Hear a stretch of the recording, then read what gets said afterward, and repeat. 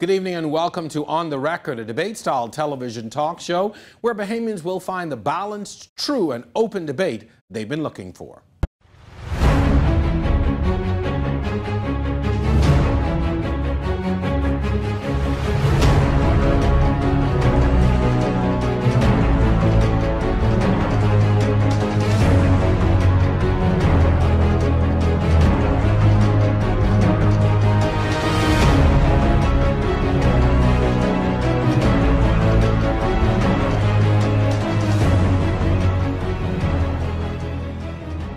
It's been just over 100 days since the FNM has taken office as government of the Bahamas. On May 10th, the party won the general elections in what some would term a slaughter at the polls.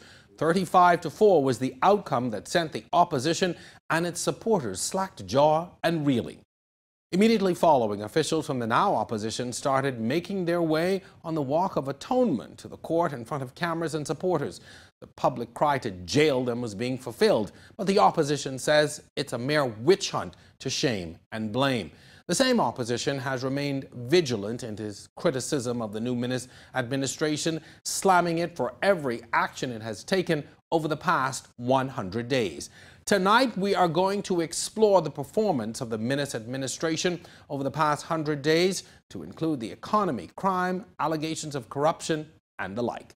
Our guests, the Honourable Ellsworth Johnson, Minister of State, Legal Affairs, and the MP for the constituency of Yamakra. Also, he's a former president of the Bar Association, as well as Bradley Roberts, National Chairman of the Progressive Liberal Party, former minister in the PLP administration, and former MP for the Bain and Grandstown constituency. Our topic tonight is 100 Days of FNM Government, the report. It's all on the record. I'm your host, Jerome Sawyer. Our discussions begin right after this.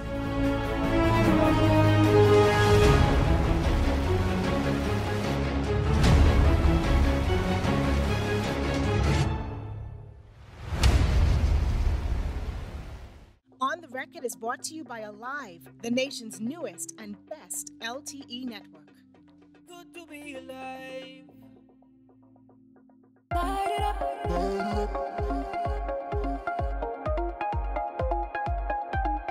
No one does summer like we do. It's just a way of life. Light it up.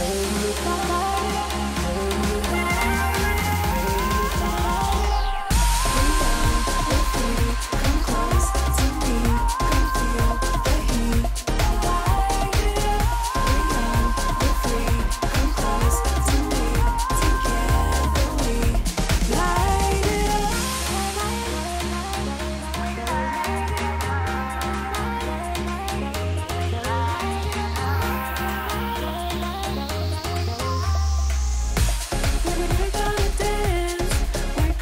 Our time is now. We own summer. We are alive.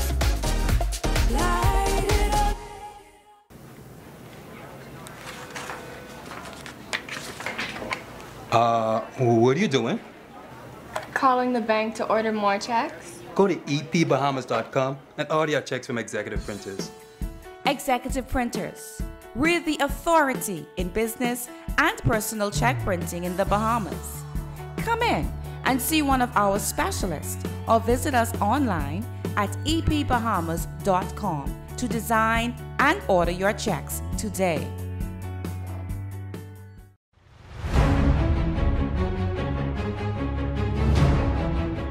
Welcome back to On the Record.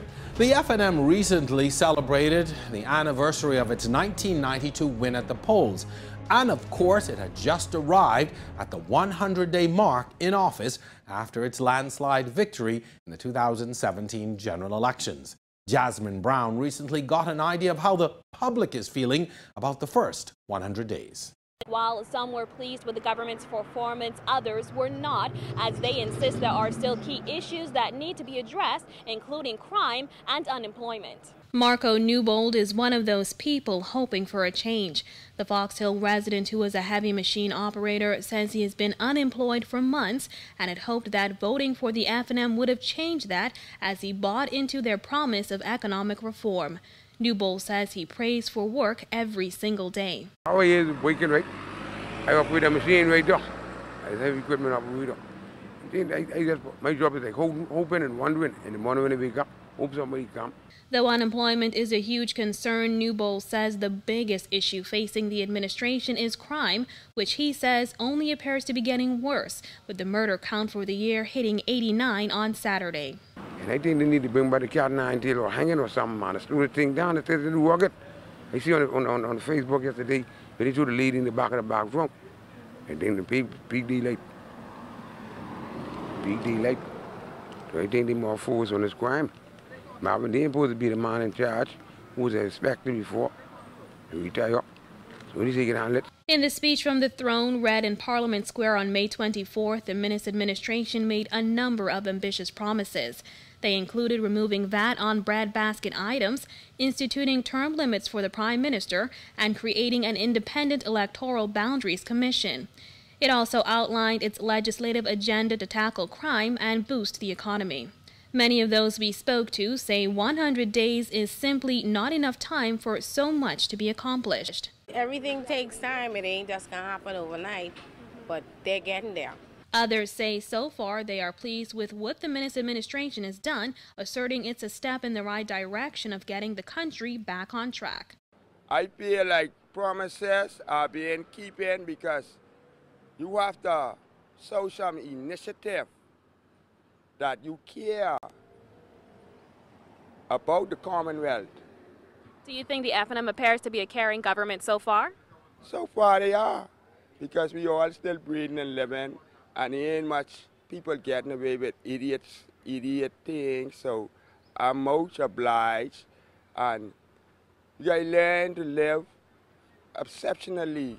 The real government has come in place to make everything different. But so far, I'm pleased with what is happening. What are you most pleased about? Well, the Minister of Education seems to be on board. He seems to be on track, and he's going to get us somewhere. One of the government's most popular initiatives is its anti-corruption push. I have no problem with that. If you're not supposed to be doing it and you do it, well, I think the police should buy more handcuffs because they're going to need them. And while they disagreed on the government's performance, they did agree on one thing, that the government needs to get the country back on track for the sake of Bahamians. Reporting for our news, I'm Jasmine Brown. Thanks, Jasmine. Well, our discussion begins right on the other side of this break. You don't want to move. Stay with us.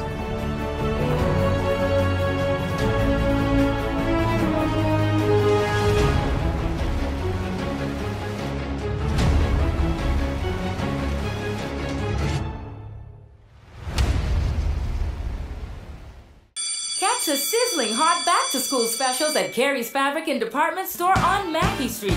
Uniform fabrics for all schools. Ready-made uniforms, best quality, lowest prices. Selected jumpers, 30% off. Gary's has all your school supplies, including the popular JanSport backpacks. Get up to 20% off backpacks and lunch bags as low as $7.95.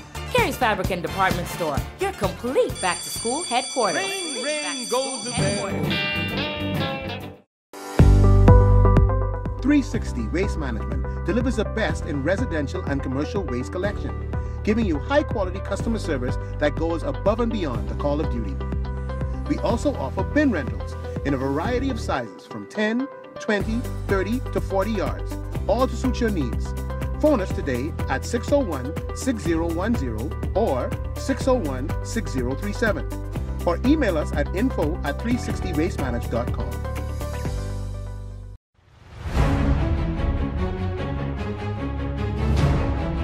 Welcome back to more On the Record. Tonight we're discussing 100 days of the Free National Movement government, the report.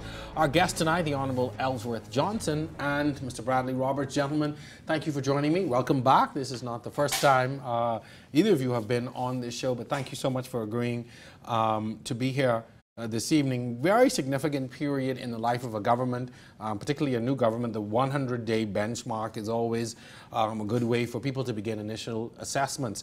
So I'm going to start with this question. It's been 100 days. Both of you, in your opinions, is the Bahamas better off under the Minnis administration so far. Mr. Johnson, I'm going to start with you. Thank you very much, and thank you very much for having me here. First, I would like to just recognize and thank Almighty God for taking us through a peaceful election and the results being fair and transparent. I think that the Bahamas, I know that the Bahamas is better off after the May 10th general elections. I, as a young man, would have had the experience as president of the bar, especially with my dealings with the judiciary, in civil society, to experience some personal things that would have happened to me. And I know for a fact that after the general elections, my prime ministers set about the work of the Bahamas. We've drafted a compendium of legislation, most of all dealing with anti-corruption, an independent director of public prosecutions that I would deal with later.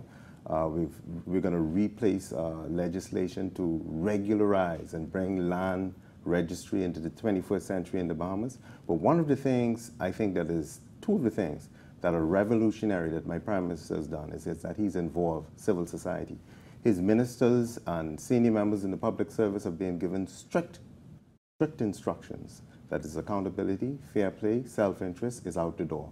And so you have to conduct yourself in a way that is in the best interest of the Commonwealth of the Bahamas, self-discipline and enterprise. One of the things he's done, having regard, and another piece of legislation is that dealing with contracts, right? And so we bring in legislation to play so that any contract coming in, there will be a procurement legislation to deal with that.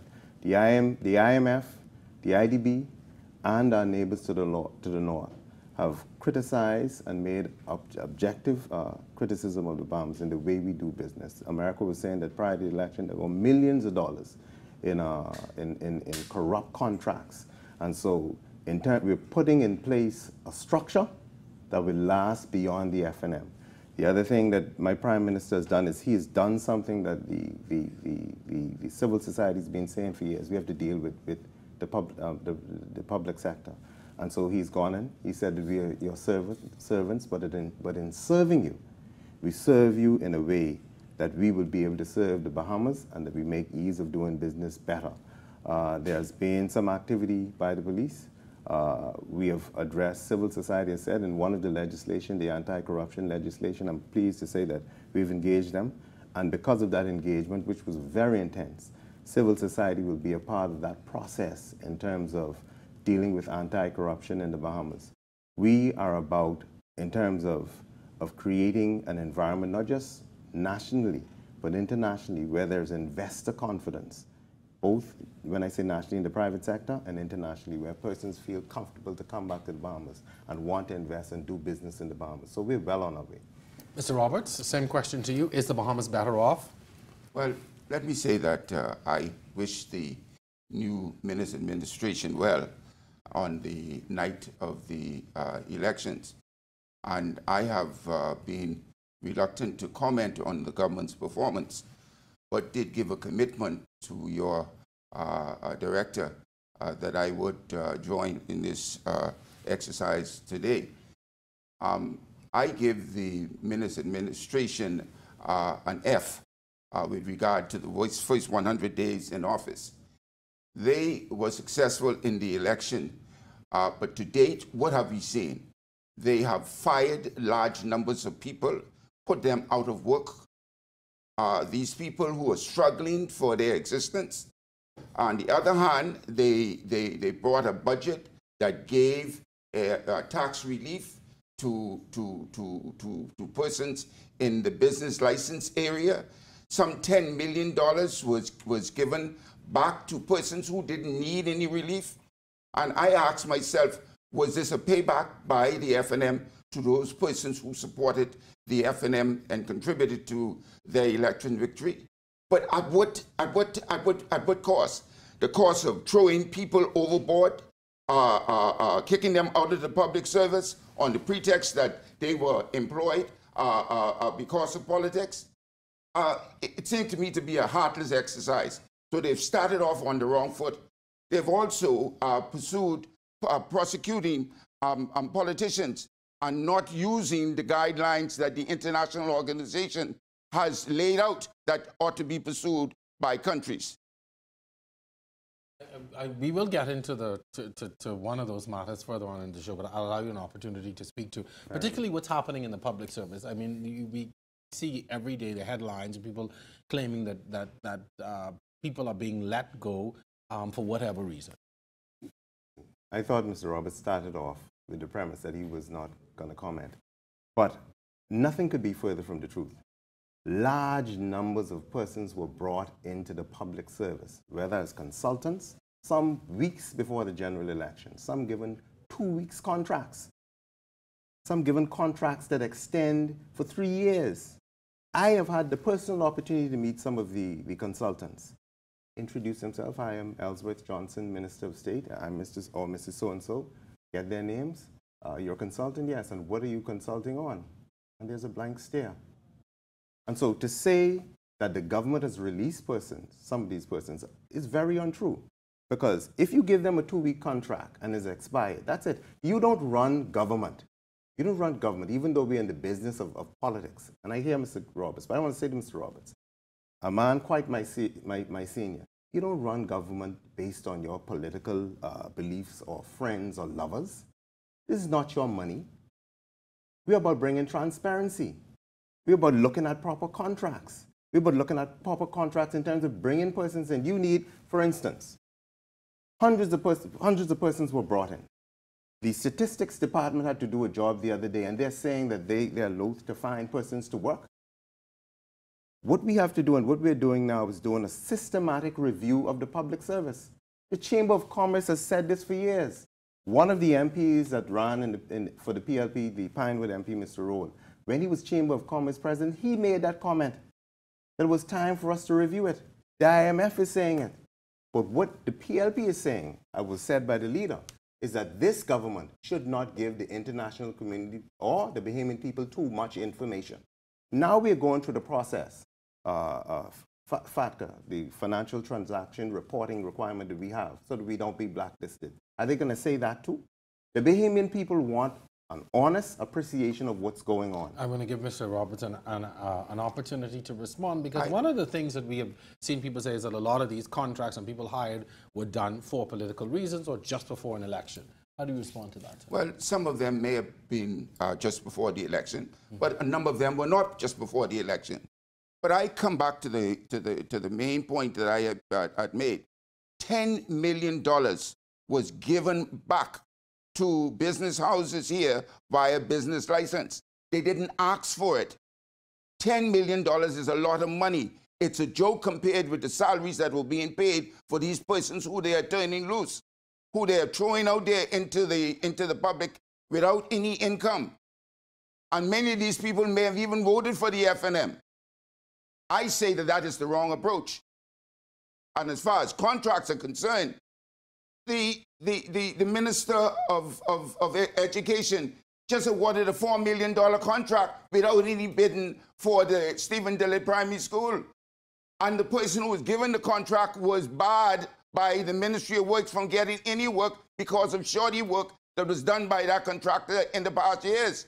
So do you accept, and this is to both of you, that the process of contracts and the awarding of contracts has been a contentious issue under numerous governments, previous governments, and continues to be an issue?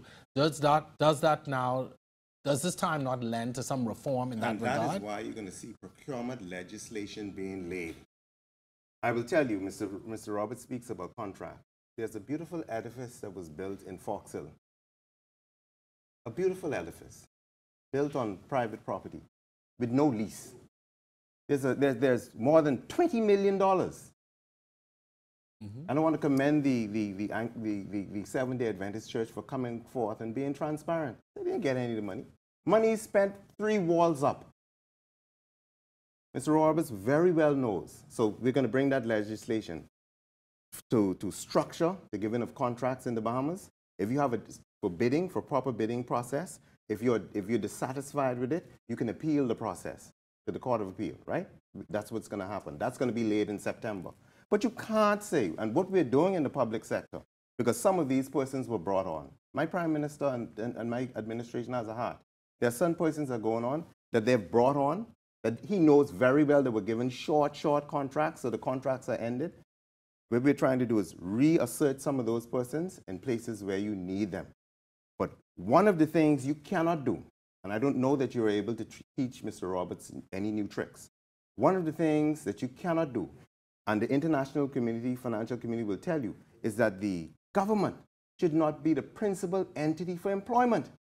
You must create the environment where local entrepreneurs are able to participate and create wealth for themselves. You must create the environment where foreign companies can come in, but in the best interest of the Bahamas, and do that.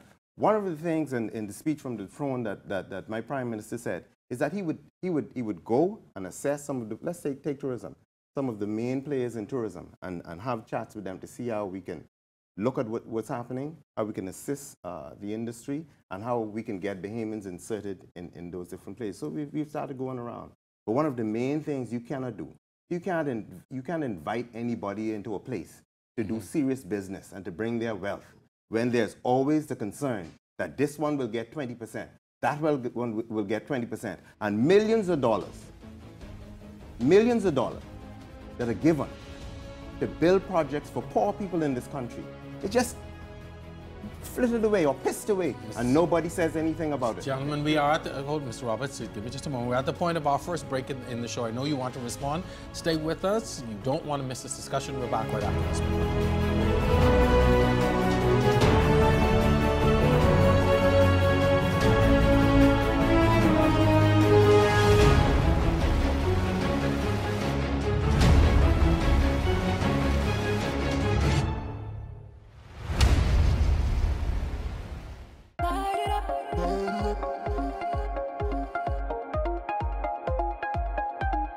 No one does summer like we do. It's just a way of life. Light it up. We're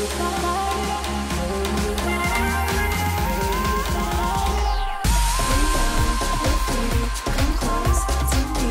Come feel the heat. Light it up. We're young. We're free. Come close to me. Together we light it up.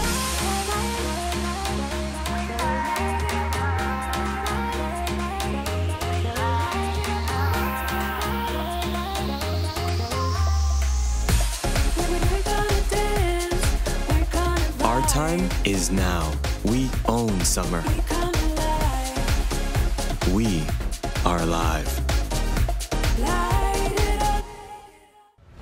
We are now in a new political era, a new Prime Minister, government, and opposition. What are the new challenges, and what role will the Bahamian people play in this new era of governance? Join me, your host Jerome Sawyer, each week for On the Record as we examine the latest political news and views. That's On the Record, airing every Thursday at 8 p.m. on cable channel 212. See you then.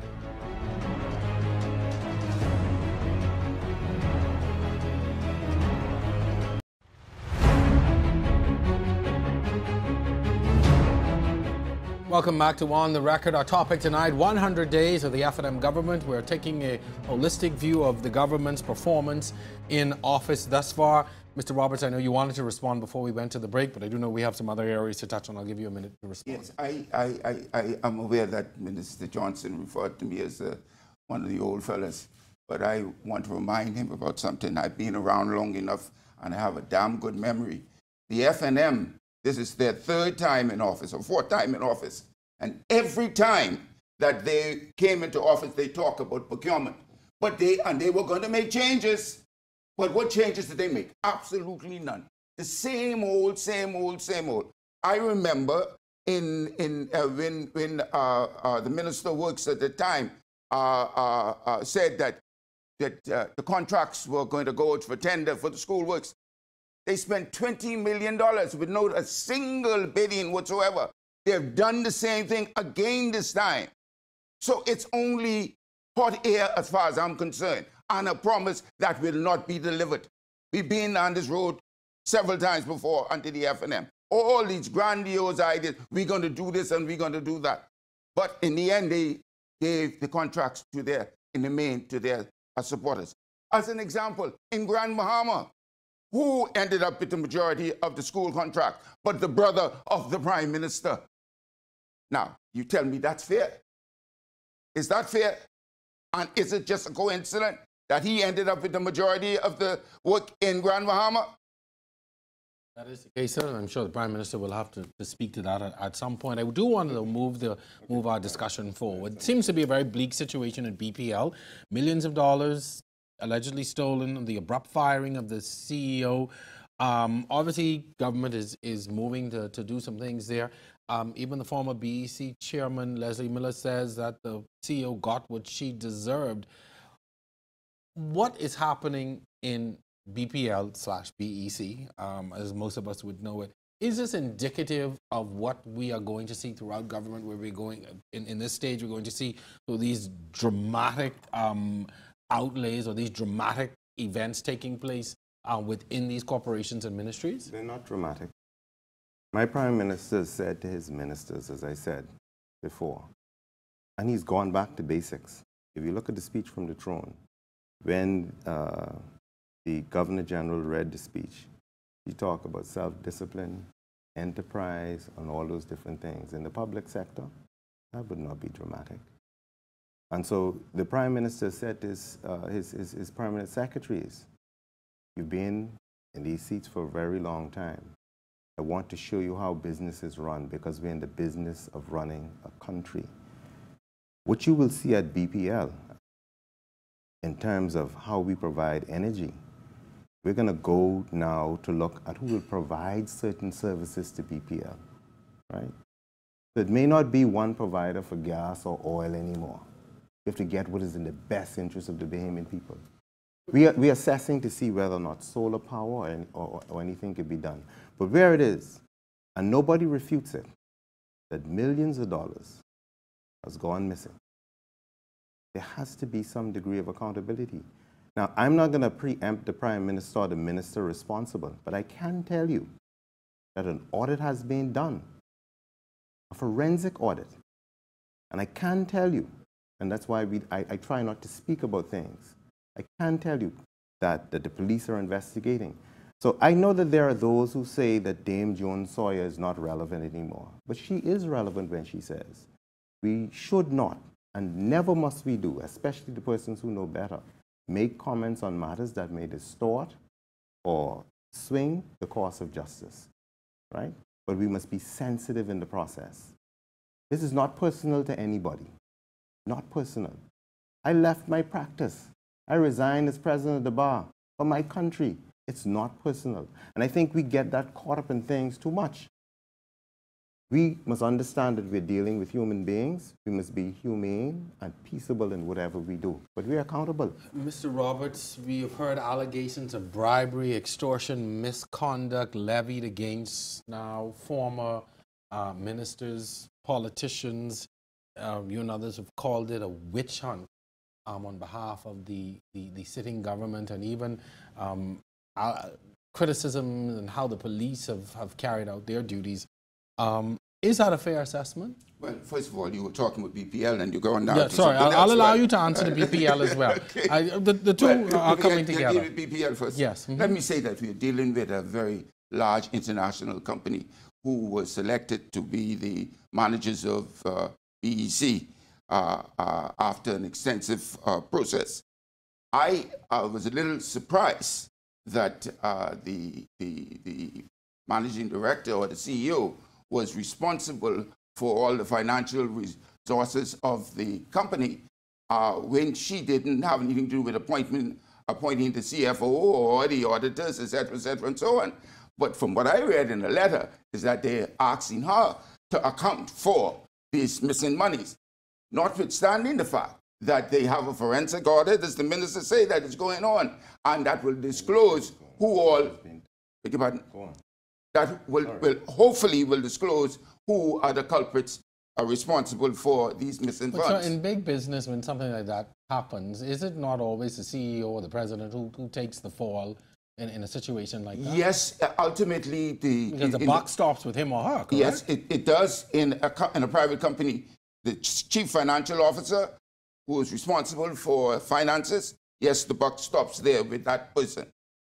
Being a former chief financial officer, yes, that is so. All right. Now, what the ultimate outcome of that situation of BPL, I don't know. And I have not read all of the heads of agreement, et cetera, and so on, so I cannot comment any further. But I can say this, that it is an agreement with a very large international American firm. Do you think that that agreement is in jeopardy? I can't answer that. You can't answer that. Okay, so let's move now to the question I threw out. Which one? Pardon me? If Yeah, I to may. the witch. I'm going to start with Mr. Roberts and allow him to answer that first. The allegations of a witch hunt being levied against the government and even the police force and how these whole matters are being handled. Yes, I did describe it as being a witch hunt because, as I said earlier, the international organization outlines a process in which former members of parliament, politicians ought to be dealt with. It is there, I believe, it is the intention of the Minister administration to bring this legislation forward. I say they could have waited to deal with these matters after they brought the legislation. But apparently there was some urgent, some burning desire to move immediately before this proper legislation was put in place. So your issue, so then, I just want to clarify, because there's a lot being said in the public, and Mr. Johnson will allow you to answer all of this in just a moment. Your issue really is with the process itself. Yes, sir. Okay, and not so much, oh, these allegations are trumped up or there's no evidence, etc. for any of it. Okay, Mr. Johnson, I'm going to allow you now to get in on this. As I heard Mr. Robert gave his rendition just now, I wanted to say, my God, freedom of speech or expression is a beautiful thing, but it comes with great responsibility, and there are serious repercussions for when it's abused. They have eminent lawyers who are representing these gentlemen. They're gentlemen to me. And we live in a country of laws that protect the least among us, and they include those who don't have status, as well as the senior. Lord Bingham says that we will have an excellent society if those who write the law and those who sit to interpret the law are governed by the law. That is the concept by which this government is operating. Nobody is above the law. If there's a situation that they think that the charges are wrong, right? And I don't want to speak too much to it because there are matters before the court. There's certain applications that can be made. If you treat the boy from Baintown, if you treat the girl from Cat Island or Rumkey, the Prime Minister of the Commonwealth of the Bahamas, who's Dr. Minnis right now, is not above the law. And there is a standard. Go make your application to the court. But I tell you what has been happening, and I'm happy that I'm here today. I tell you what is happening. And the Honorable Chief Justice who sits now today spoke about it in 2017. Judges in this country were being vilified and demonized for doing their job. And I see the same thing happening again. Rather than using the process of the law to address any grievances, persons who ought to know better, as stated by Dame Joan Sawyer, she is relevant on this point, should do better. Mr. Roberts, some of the criticism that has been levied is that it seems as if you're calling into question the judicial process or calling into question the investigative process. Is that a helpful thing in a situation like this, to his point? Well, I call a spade as I see it, and I gave you the reasons why. I said that the international organization clearly outlines the process that ought to be followed. And the administration is clearly moving, as the minister said, to introduce this legislation. He said it is a priority of theirs, okay? And we'll see what happens. Former Prime Minister Perry Christie has taken and has said he will wait and see, and has drawn some criticism from even members of your party, Mr. Roberts, for not defending those who worked with him while he was Prime Minister. And these gentlemen, we live in a democracy where people express themselves based on how they feel, and those persons who express themselves, they did so. As to whether one agrees with them or disagrees with them, that's a question of how one sees it. But it is still, in the eyes of some, he said, well, he was in charge. He was the Prime Minister. These men worked under him. Why is he not forceful more forceful in his defense of them and what would have happened? Well, as some said, they expected him to be more forceful, but we'll see. Okay, all right. I can say this to you, that he's out there working with them to ensure that their innocence is proven. Mr. Johnson, I do want to bring this point up, though. And a lot of people have questioned whether these charges will stick, what will happen, et cetera, et cetera. Is the government concerned, though, that this is being perceived as a witch hunt or as a payback in some way? It has nothing to do with the government. Under the Constitution, the Office of the Commissioner of Police is deeply entrenched. They have conducted those investigations. They have determined that there's reasonable cause for suspecting. And so they do certain things, right? That's what it is. I have somebody in the community now that's calling for me to resign. That has been looked into. Yes? And so we have to be careful. And this is what I'm saying. You know, when Justice Charles, and I want to say this, and I promise to say whatever I get, he was vilified, cussed. A lot of things happened to the judiciary. I just told the AG, they need to go and take that swift justice sign off the court. Do it like in the Old West, yank it down. Because it's the Supreme Court, where all manner of men go to have their matter adjudicated fairly and unswayed by any personal interest. And that's what we have to do. And as I've said before, if there is some difficulty, eminent practitioners that I respect, I'm junior to them, there's certain applications that they could make. But you don't go and try things in the court of public opinion. It's wrong. And it's unfair to the persons who are in the process. You know, it's interesting that the minister refers to Justice Child. He's referring to the case involving Save the Base. The matter only went as far as the Supreme Court. It didn't go beyond to the other courts to be tested. I mean, one is entitled to go up and including the Privy Council if one believes strongly in the matter. And it is wrong to suggest because one judge at a certain level makes a decision that we should all be bound by that. My God, sir. Let me just say something. I said what the head of the judiciary said. I quoted from him. He said he watched the former Chief Justice made certain commentary when he said the Supreme Court and the magistracy will not allow incursions on the independence of the judiciary. So one of the things that we intend to bring is the Court Services Act. One of the judges said, if you're going to criticize us, if you're going to try and vilify us, then let us be able to manage our affairs. All I'm suggesting, and I think we all should agree, is the independence of the judiciary is important to the stability of this constitutional democracy. And we should not try to undermine that by our commentary. And that's why I said... Mr. Roberts, very quickly, and then we have to move on. But there's nothing wrong with challenging a decision of a judge. No, there's nothing. But absolutely nothing wrong with that. You go beyond it. When you go beyond it, you have a problem. Let's move forward. And I'm surprised that you don't have a problem with it. The Prime Minister has, on more than one occasion, sent a warning out to ministers and even permanent secretaries that they are to abide by law and policy, etc. Some see this as an overt threat. Has this, or do you see this impeding the work of a minister or those who are in a position to make decisions? And I take it from a personal perspective. If the boss says, you know, at the first slip, you are gone, or there will be charges brought against you. Is this, you see this though as impeding in some instances the work or decision-making of those in government? I don't think so. And I think in terms of what the Prime Minister says, there will be exceptions because, you know, you have general orders in terms of what can happen. So he's not seeking to go outside of the law. One of the things that we're reviewing now, we've sat with some persons from, like I said, our international partners. In Trinidad, they have a public service college. They have it in Singapore, in other countries, on how to train members of the civil service, especially PS and ministers.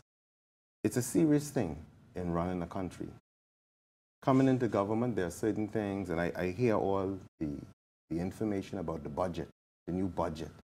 It's very interesting when you open the door and you discover there's $20 million here. Or if you look at this project and you see $20 blown and it's not gone. There has to be accountability. And you can't continue to say, whether it be in the public service, the most thing they don't do it in the private service, in the private sector. right?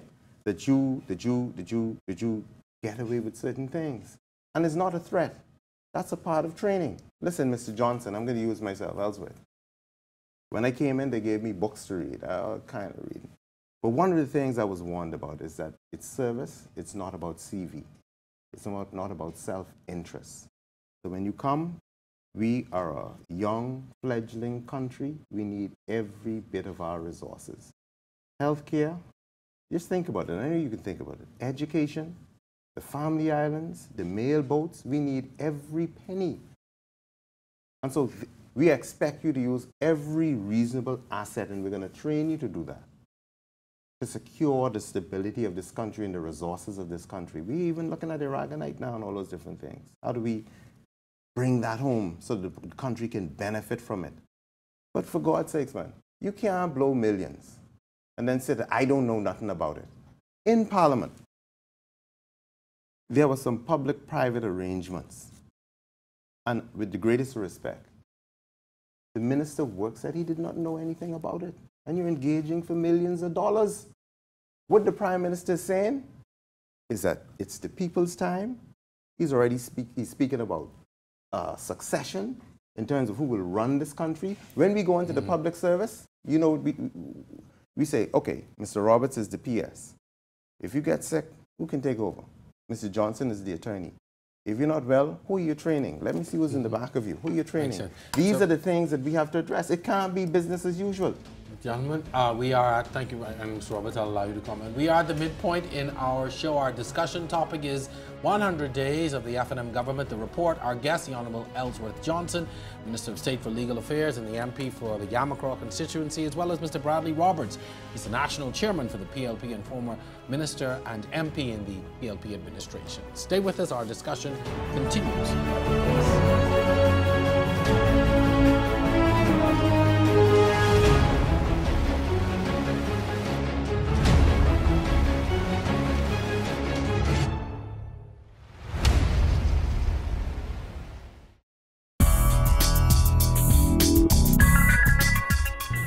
It's summertime, a lot is going on. We understand that your baby can get messy. Purchase Johnson's Baby Hand and Face Wipes and remove all dirt from your baby's skin. Allergy tested and paraben free. Enter to win if you're a mommy-to-be to have your baby shower sponsored by Johnson & Johnson. $1,500 in gifts and prizes. Johnson & Johnson products distributed by Lowe's Wholesale Drug Agencies Limited. A little bit more. Just a little bit more. Perfect. It's the little changes. So, about my office. Sorry, I have to take this call. But your phone didn't even ring. Hello? Catch the all-new 10 o'clock newscast on RTV.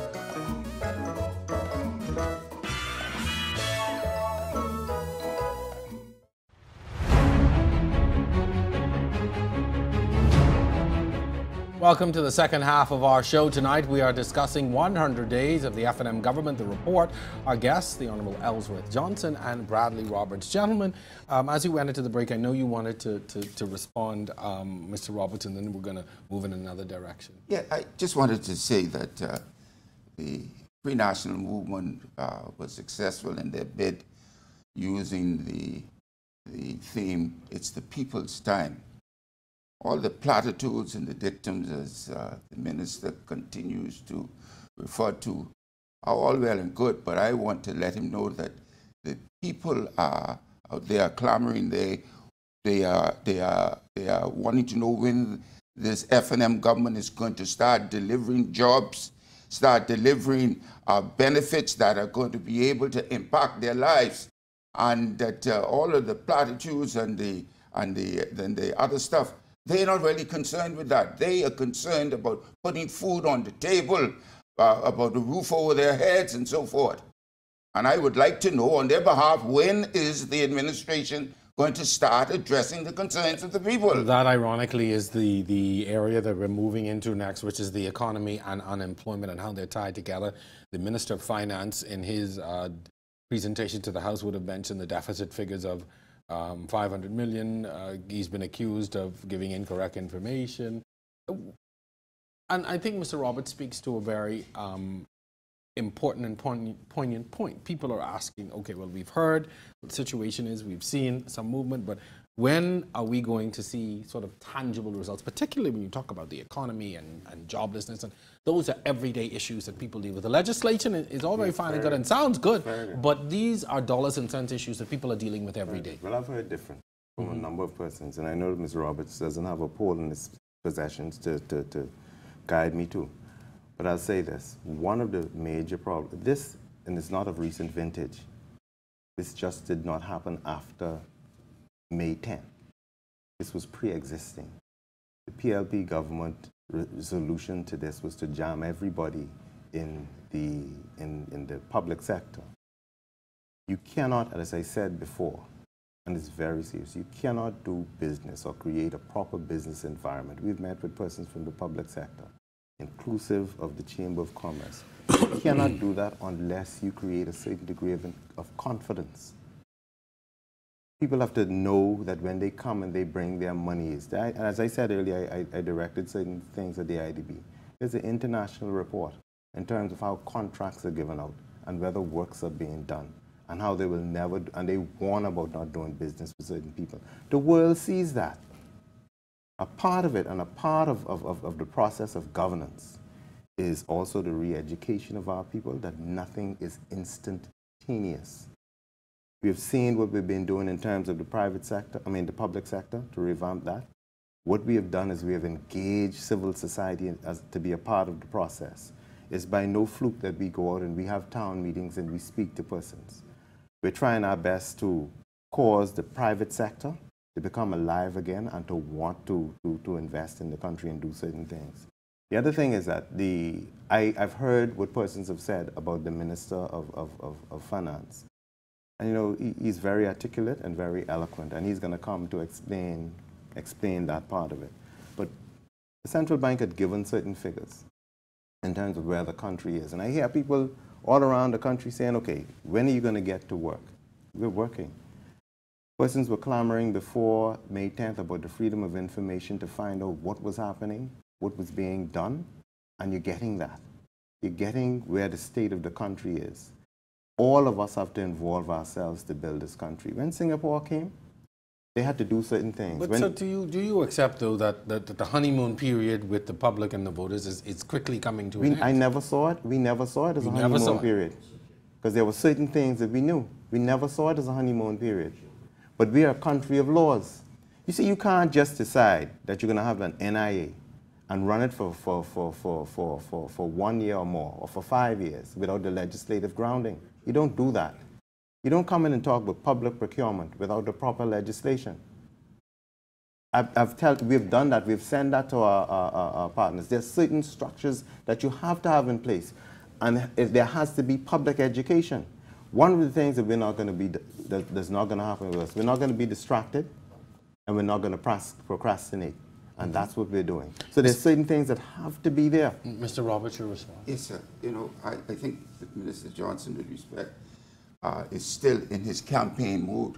They have won the government. The people want the Free National Movement to start delivering on their behalf. The election talk time is over as far as they're concerned.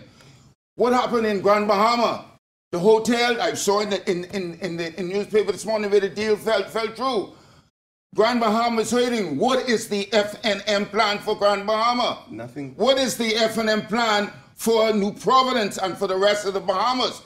Do they have a plan, or are they only sitting down, dreaming, and coming up with a plan at this point in time? I don't know whether or not Mr. Roberts was sitting here or whether or not he was dreaming when I was speaking. When I spoke about laying a foundation, a proper foundation, where people feel comfortable to come in and invest their fund, right? I don't think that he heard that. I don't think that he heard about the compendium of legislation. I don't think he was listening when I repeated what the Prime Minister said and what you said about civil servants and how they run government business. There can't be, see, they don't refute the millions of dollars that we say that were wasted that could have gone into infrastructure or building fiscal responsibility in the country. They don't refute that. So what we're saying is that you can no longer be in a ministry and say that you don't know. That you cannot run 2 ministries of finance. You cannot run, you cannot have a ministry of works where the minister doesn't know that millions of dollars in contracts is going missing. Okay, Mr. Johnson, though, but do you think, though, that really, and this is a common problem I find in governments, that maybe you all are not doing a good enough job in informing the public on what is happening? I mean, people always want information. I mean, we hear from the opposition quite a bit. But again, and that's a common trap I think that governments fall into, but do you think there needs to be more? I will tell you today, and any number of ministers would have been out. I've spoken to certain issues that I was spoken to. Persons will listen to your program today, and they will come and say, what are you doing? We will have town meetings, and persons will come and say after that, what are you doing?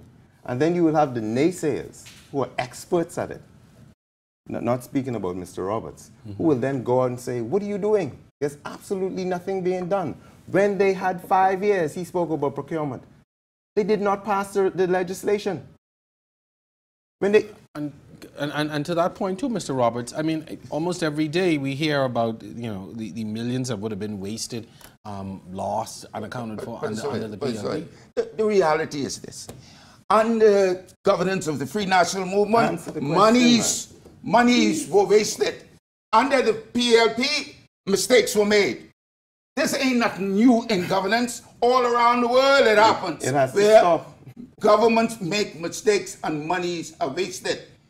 If he thinks nothing is going to happen under there, then he is living in a fool's paradise. We are human beings and we're subject to make mistakes. But is it not important to look to stop the wastage and the leakage, though? Yes, you can do all you can to minimize it. But, my friend, there's no such thing as perfection.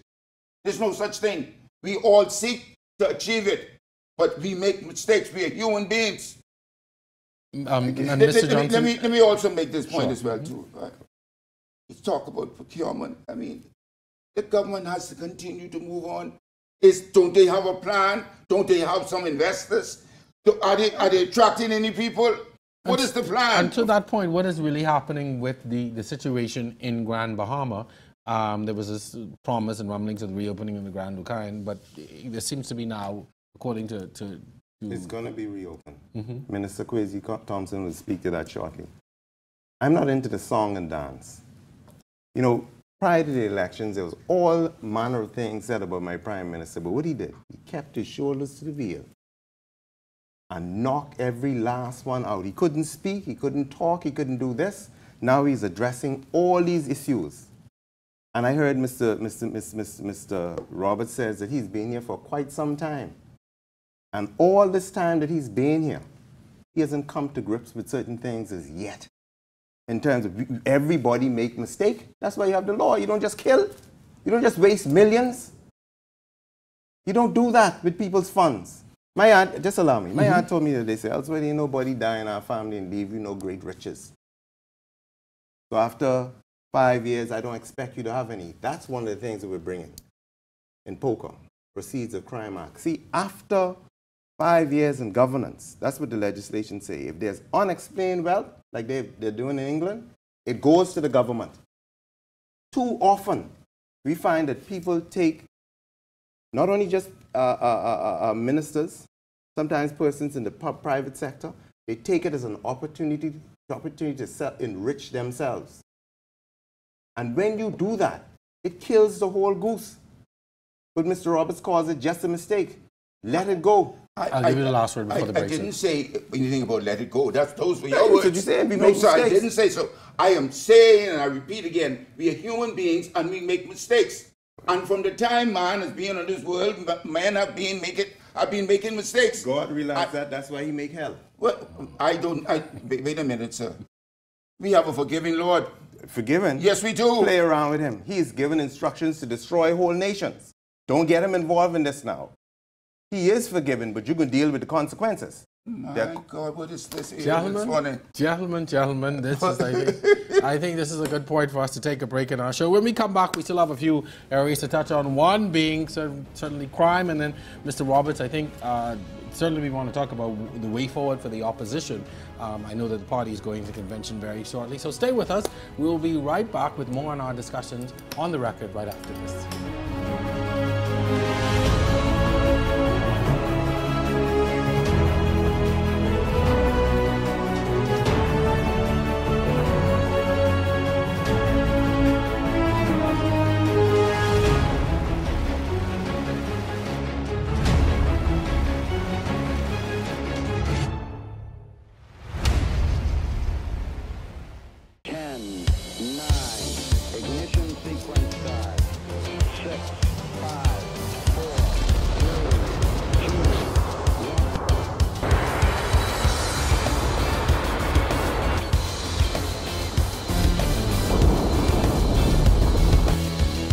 Get faster internet speeds for free when you get TV, internet, and phone. Ask for Trio from Rev.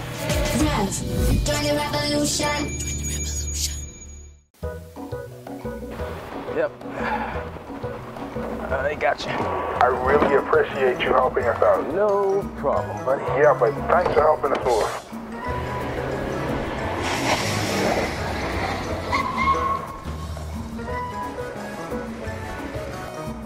I ain't serious. What happened, babe? What you mean? Our news weekend has moved to 7:30.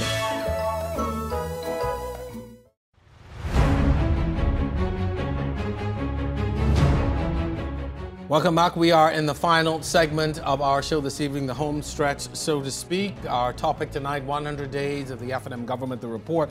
We have a murder almost every day. I mean, we're talking about murder in the media almost every day. The government and opposition, I think, will agree that it is not a political issue and not just a political problem. National Security Minister Marvin Dames has said the police will be taking an aggressive, or more aggressive, approach in drug peddling and shutting down drug houses.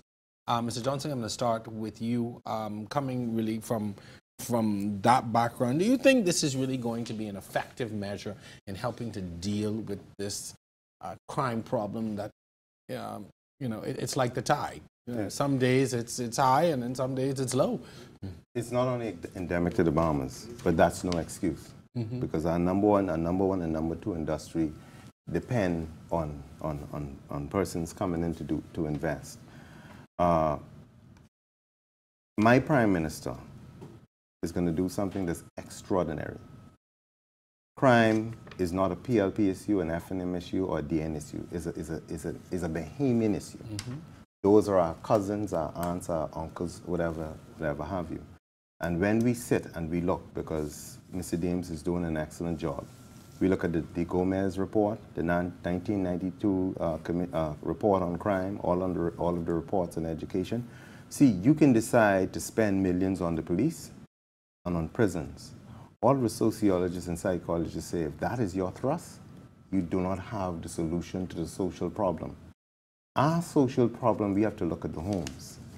For instance, you go down to the magistrate's court now, to the family court, and you have scores of women begging for $40 because men are not doing what they ought to do, and some women are not doing what they ought to do. When I ran my campaign, I ran it in the sense that I didn't want your money because I want campaign finance reform. But I told the men who were with me, see, if you have children and you're not prepared to take care of them, be gone. And at one stage, somebody said to me, Mr. Johnson, we could chase plenty of people away. But they stayed. They brought out their children. I was able to engage their children. This is a human element. If you go into those prisons and you hear the stories of those young boys who would have violated them, it will shock you. There's certain truths that we have to come to grips with because we're dealing with human beings. Now, while the police are moving, it has to be a holistic approach to this thing. A holistic. I was doing a tour the other day. And when I did the tour, only one of my family members was in the cell. So we have to look at the man in the mirror. And I've heard all the back and forths. Our country will be destroyed if we don't do certain basic things that we have to do. Mr. Roberts, do you accept that premise, and do you accept that that is at least partially the direction we should be moving in? Well, let me say that crime, and particularly murder, is a very complex thing. And But I asked the question as the former leader of the opposition asked the other day, Mrs. Butler Turner, of the Minister of National Security, where is his crime program that he says that he has? I've listened to him very carefully since his appointment. 1 minute he's over here, next minute he's over there. There is no comprehensive program. And contrary to what he said that he had some, I don't see it. And his former colleague is asking the same question. Where is the comprehensive program to address crime in our country? I don't see it. We still have some of the same old. What the PFP was saying, Marvin Dames is now saying it almost word for word. All right? We have a serious problem in our country with our young people. Some of our young people do not believe that a fellow human being is worth anything. And they take out another person's life just like they would shoot down a dog. We have a real problem in our country that people feel about each other like that. There is no love no more among some of our young people. So how much responsibility do you think politicians need to accept in this? Because the politician is in charge of the situation. The church also has a role to play too. They need to step forward more and play a greater role than they've been playing as well. Just regurgitated what I was saying. A holistic approach to this problem.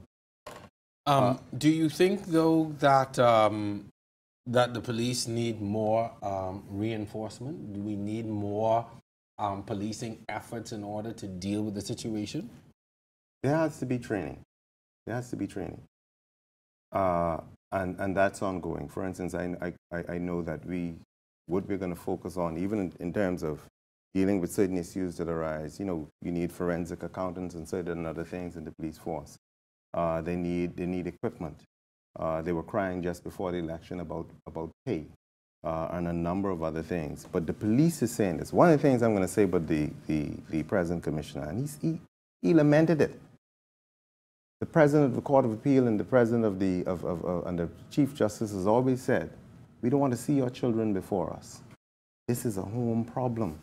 Where did they learn these attitudes? Rather than buying expensive toys, perhaps we should give them books. We should create boys' clubs. We should put them in bands. Come out and tell them about who you are.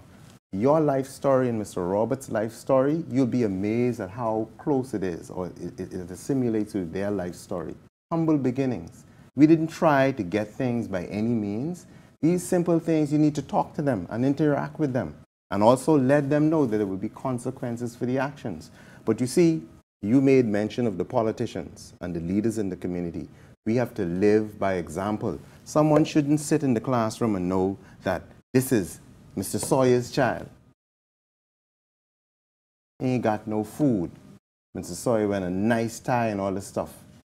And he don't take care of his children, or he beats the lady. You hear Dr. Patterson? These are the things, women's rights. We can't joke about that. They go to these places and they see it.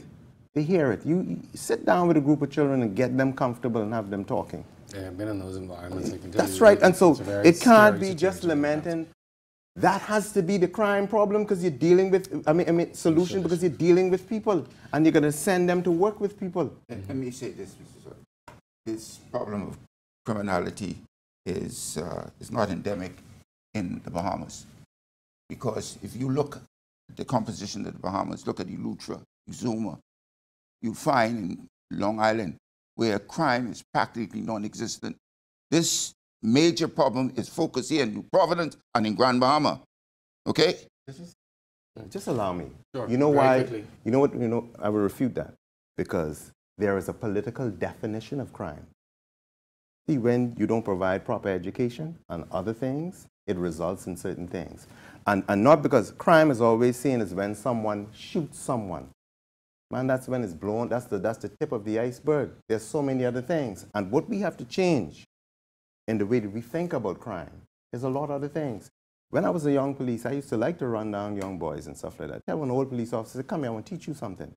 He drove me along Eastern Road. He says, Johnson, you think we could jump out our walls to go do some investigation? They say, no, sir. Out west. Then he'd be stopped by Lightfoot Key. You see the inequalities? Do they smoke marijuana here? Do they smoke marijuana in Baintown? Why don't you work with these boys? My entire concept was changed, right? And so sometimes when we think about crime, we're going to say, oh, there's a hot spot area. This whole country is a hot spot area. If you could bring in a 40-foot container and the workers know that you went past and you did not pay customs, and when they come through with their little tenants and stuff, come here. Have to pay for that. I agree. That's something I speak Change to all the definition of crime is being over-politicized. That's right. And it cannot exist. Let's move forward. Mr. Roberts, this is coming directly to you. There have been calls from various sectors for the now opposition Progressive Liberal Party to apologize to the payment people for some of the things that would have happened. And, you know, even criticism for some of your members for speaking out about some things and not, if I can use the word, atoning for some of the things that have happened.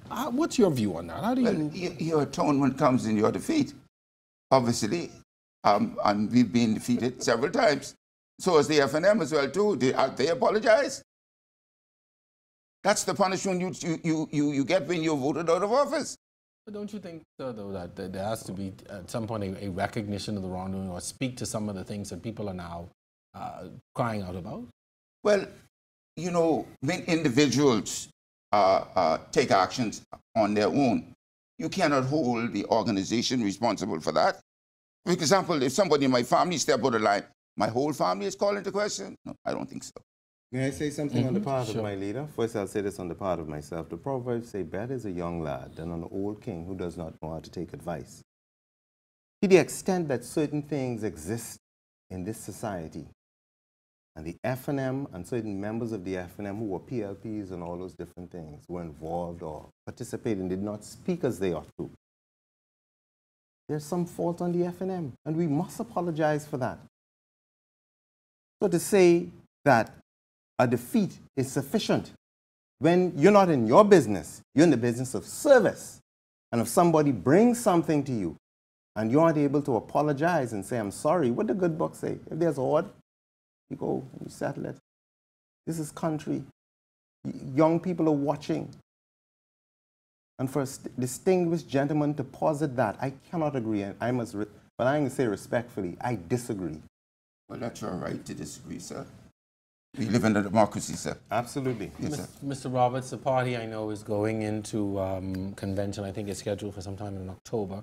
There's some people who have begun to put themselves forward for positions of leadership. I know you will not be offering for chairman again, but what really, in your estimation, is needed right now for the PLP? You've got a small number in the House of Assembly, which can be a challenge when you have a very large government, and in terms of keeping the feet of the government to fire. Well, let me say that, Brother Sawyer, in 1997, 6 of us remained. One left us and started his own party, and that is when the opportunity presented itself, and I stepped forward and I took a commanding role. And less than 4 years later, the FNM was gone. History has a way of repeating itself.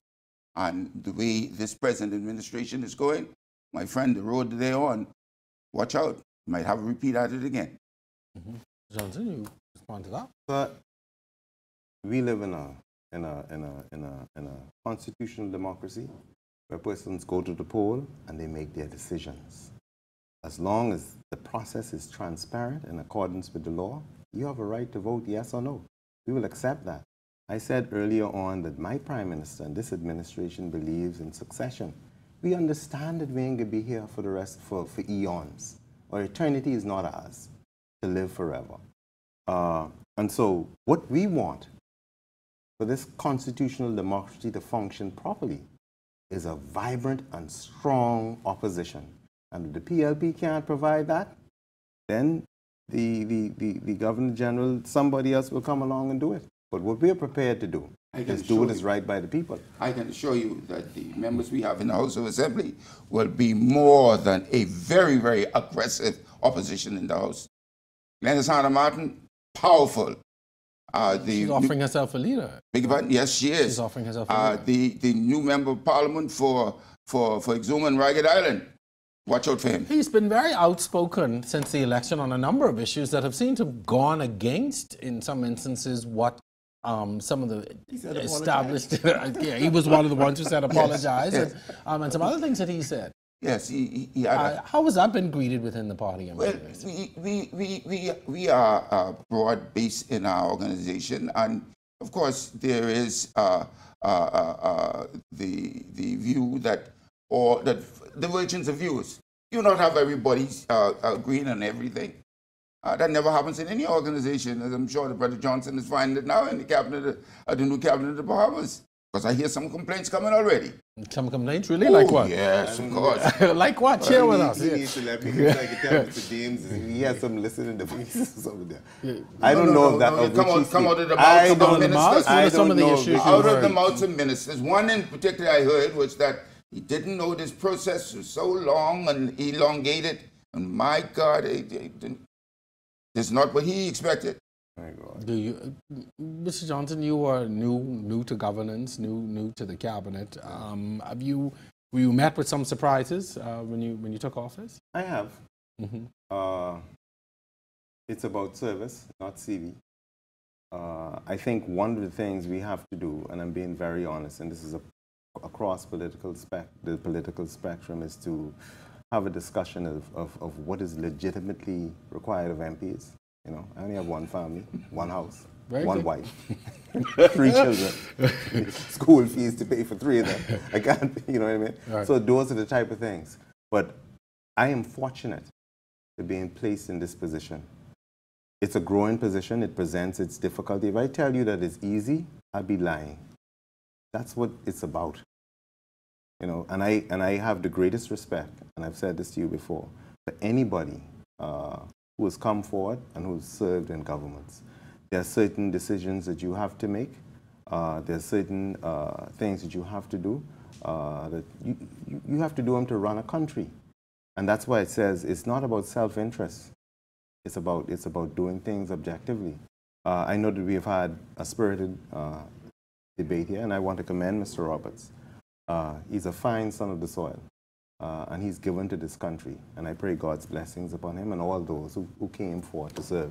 Well, thank you. Let me say that having served for 25 years as a member of Parliament, he's only starting to get his baptism.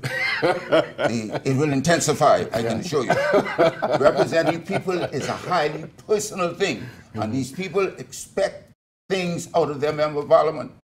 And my brother, that's the way it's been. There's certain things I'm not prepared to give. Well, my brother, like Christ say, one on the left, one on the right. That was for the master. I can't give certain things. You will find out in due course.